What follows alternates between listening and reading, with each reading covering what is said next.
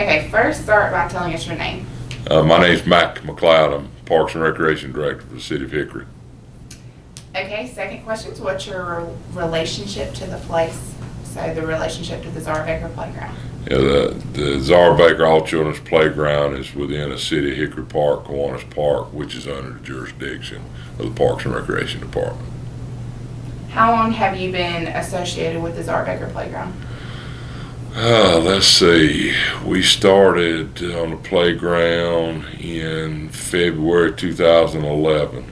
So since then. Okay. Are there things about the playground that you consider significant for us to know? I think it's just a story behind the playground, the tragic circumstances that brought it about with Zahra Baker, and a young lady, young girl who had survived 2 bouts of cancer and had a prosthetic leg and hearing, and then just what she went through during her short life, and so that's really the thing that the significance around, and then all the negative publicity that the city City Hickory had been receiving nationally and internationally with the story, and then just trying to take what had been a tragic situation and turn it into a positive one. So significance about the playground to me. Why is this place important to the city of Hickory? I think it tells a story. Like I said earlier, it tells a story, the tragic story of Zahra, and then the city coming together and wanting to take what was a very tragic, horrific story and turning it around and making it a triumphant story.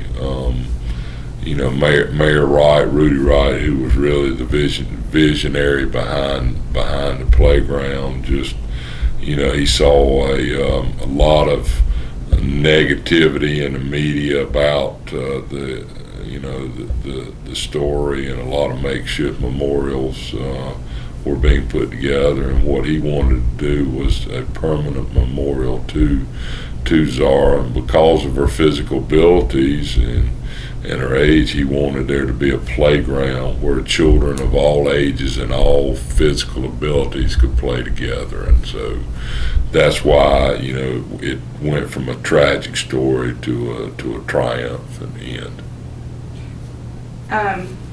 So what experiences have you had at the Zahra Baker Playground that make it significant to you? The main thing, every time I go out there, there's kids playing, and that's what it's about. There are kids. I've seen able-bodied kids out there. I've seen kids in wheelchairs out there. When we first opened the playground, had the grand opening dedication back on May 19, 2012. I talked to one parent out there who brought her child out there in a wheelchair. It's the first time her child had ever been on a swing, had ever had that same play experience on the swing, and that's what's great about it. Just seeing those smiles on those kids' faces, that's what it's all about. How often do you visit the park?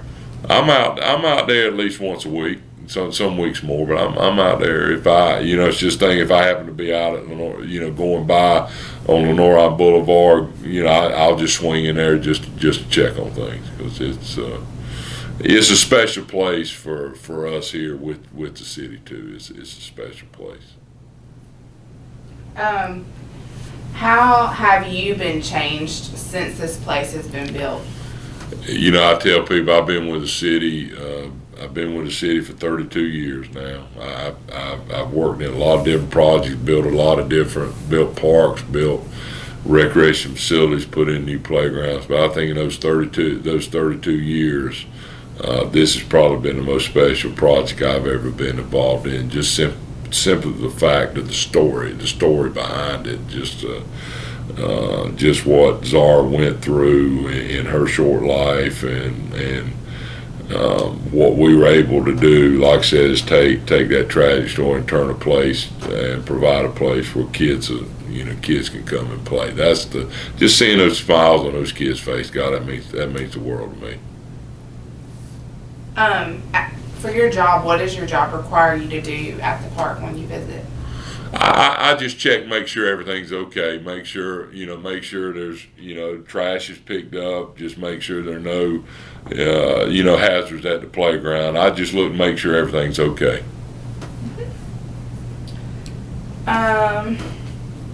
What do you see for the future of this place? Several things. We're looking right now. We've got plans to put in a restroom facility and another picnic shelter there at the playground. Matter of fact, if you go out to the playground, you'll see a concrete slab right beside the tennis court where we used to have an old basketball court. We're going to put a combination picnic shelter restroom facility there. That's one of the things we've seen when the playground opened. Everybody wanted to reserve a picnic shelter there. So we've identified a need, for another picnic shelter. And the current bathrooms that are at the park are quite a distance away, and they're not ADA accessible. So we feel by putting bathrooms there at the playground, it's just going to make it much more appealing.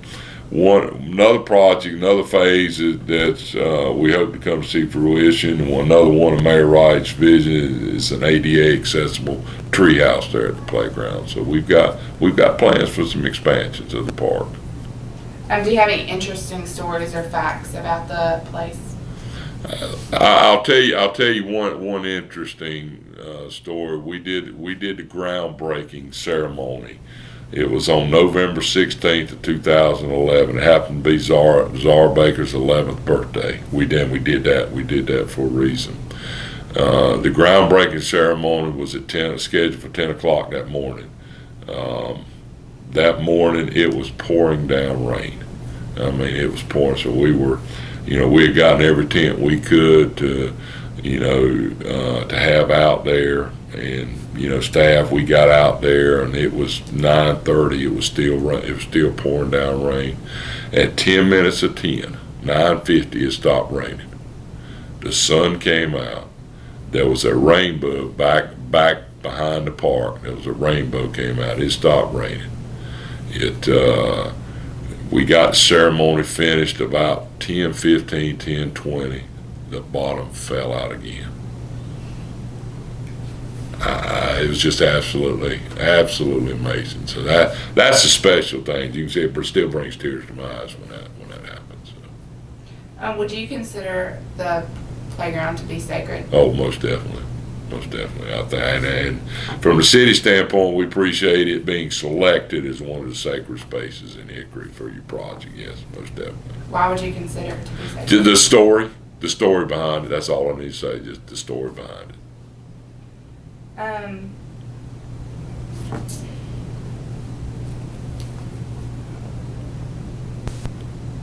Do you think that her story will always be remembered because of the playground?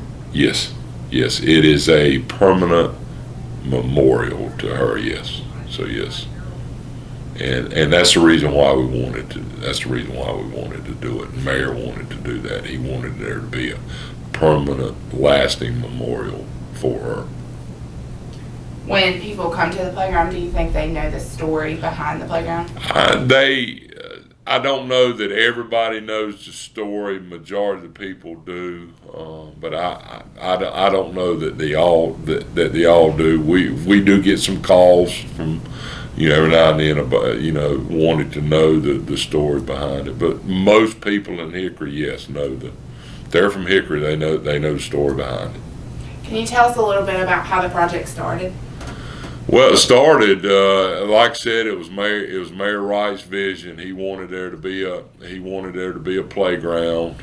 He wanted to be a permanent memorial for Zahra. He wanted that memorial to be a playground where children of all ages and abilities can play. So Mayor Wright wanted it. Mayor Wright approached the Kiwanis clubs, the Hickory Kiwanis Club and the Western Catawba County Kiwanis Club, about basically spearheading, taking on that project. They, in enthusiastically agreed to do that. The playground was purchased with all totally with private donations. Those donations were received, locally, nationally, internationally. Those donations ranged anywhere from $5 to $30,000. For example, the playground received a $1,000 donation from the Alexander Correctional Institution in Alexander County. Here you've got a maximum security prison inmates who contributed $1,000 toward the project. So that was great there. There was a lot of community effort in that. We had a 3-day community build in April of 2012. We had almost 300 people come out there wanting to help build the playground, and it's just all they wanted to do. This was their part, what they could do, I think, to help. I guess to help them come to terms with what happened. This was their way to contribute. So it was just there was an outpouring of community support. I think community love for that, and it all goes back to the story.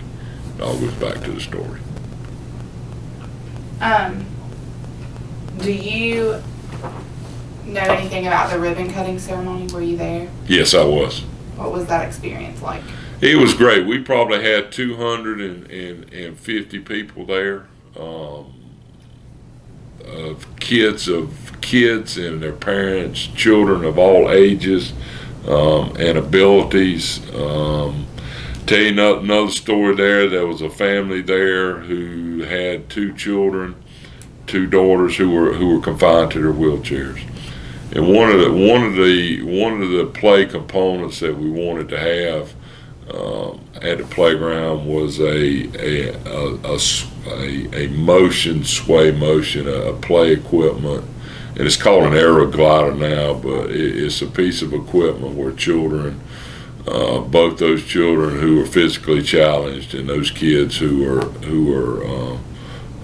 able-bodied can play together. And these two sisters, as soon as the playground opened, they went towards the aero glider, and it's a piece of equipment. Once you get it, you just rock back and forth, and it just sways back and forth.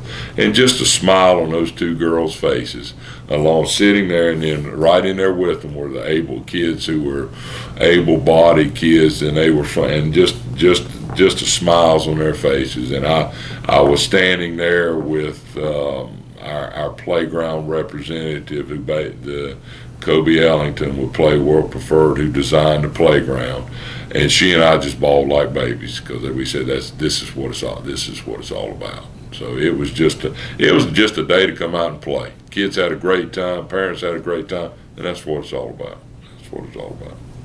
How many kids do you think on average use the playground in a week? Oh God, I hate to even guess. I'd be pulling a number out of that. We get busloads out there. I'd just be taking a stab at it. So, but the only time I've been out to the playground and there's been nobody on the playground, it was pouring down rain. Other than that, there's been kids out there. I mean, there've been busloads. Yeah, there've been 1 or 2 out there, but I've only been out there one time where nobody was there, and like I said, it was just raining. It was just raining that day. What's your favorite part about this place? Oh, the favorite part is the slide. And let me tell you a story. The slide. The Kiwanis clubs did such a great job in fundraising. It exceeded expectation that they came back to us and asked if we could come up with some additional play equipment, which we did. And one of the things when staff, we went out there and started looking at what kind of equipment can we put in and make a recommendation back to the Kiwanis clubs. We went back we used to have a slide there. It was an old slide, metal slide, that we had to take out due to liability safety issues. So we were standing there and several members of my staff, and we said, well, and I told them, I said, I'd like to put the slide back in. I want to make it as long as we can. And so at first we were talking about a straight slide, just one straight slide. One of my staff, Don Andrews, who's our assistant Parks and Recreation Director, said, well, we can't do that. And I said, well, why can't we put one in? He said, well, if we do a straight slide, if you want it as tall as I think you want it, said when those kids come down, by the time they get down to the end, they're going to be airborne. So that's the reason why it looks like it is now. But it's a 56-foot long slide, and it's just, kids love it, adults love it. They really do. So that's probably the most intriguing of when you see a kid come out there. Probably first place they gravitate to is that slide. Is there anything else that you want to tell us about the space or the building of the space or stories behind it? It was just a total community effort. That's the thing. It was just there was a lot of love put into that playground. There was a lot of love put into it.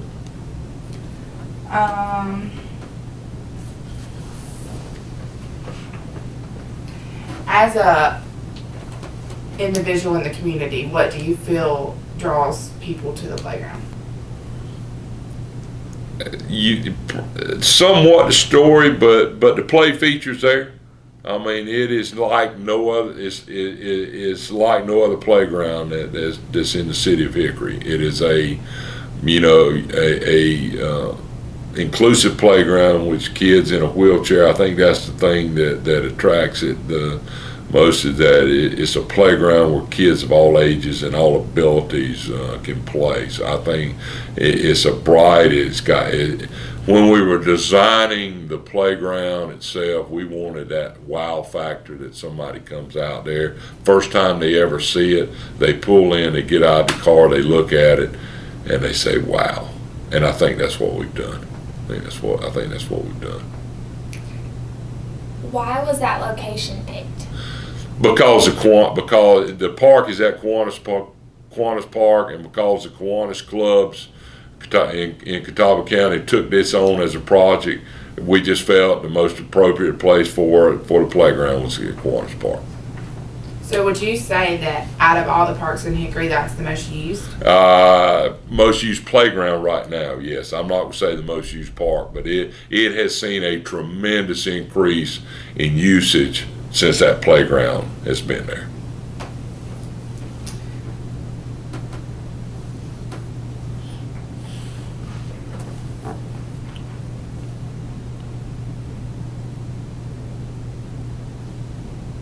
Do you have any personal experiences that you've had there that don't include the ribbon cutting and the dedication ceremony? And no, most of mine have been was through the ribbon cutting and the groundbreaking, those things.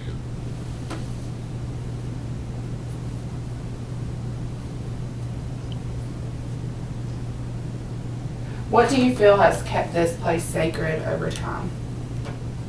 The story. I mean, I know it's the story and the uniqueness of the playground.